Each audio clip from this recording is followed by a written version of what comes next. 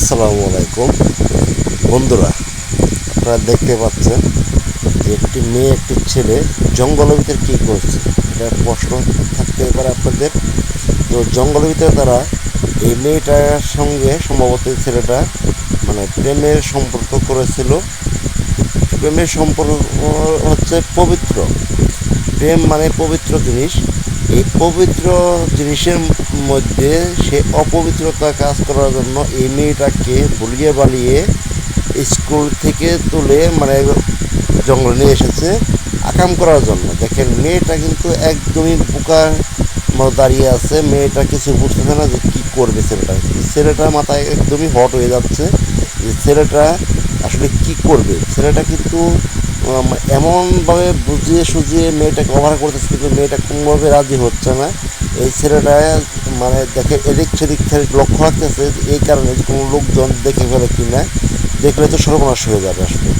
এই কারণে বারবার এদিক ওদিক তাকাচ্ছে ছেলেটা। কিন্তু এই মেয়েটা একটু সহজ সরল বলেই কিন্তু এই ছেলেটা এই জঙ্গলে এই মেয়েটাকে নিয়ে এসেছে।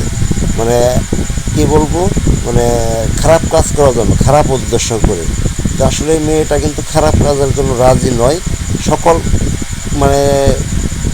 কোনো মেয়েরাই কিন্তু খারাপ কাজের জন্য রাজি থাকে না। তারা প্রেম ভালোবাসা করতেই পারে। প্রেম ভালোবাসা কিন্তু পবিত্রতা একটা জিনিস।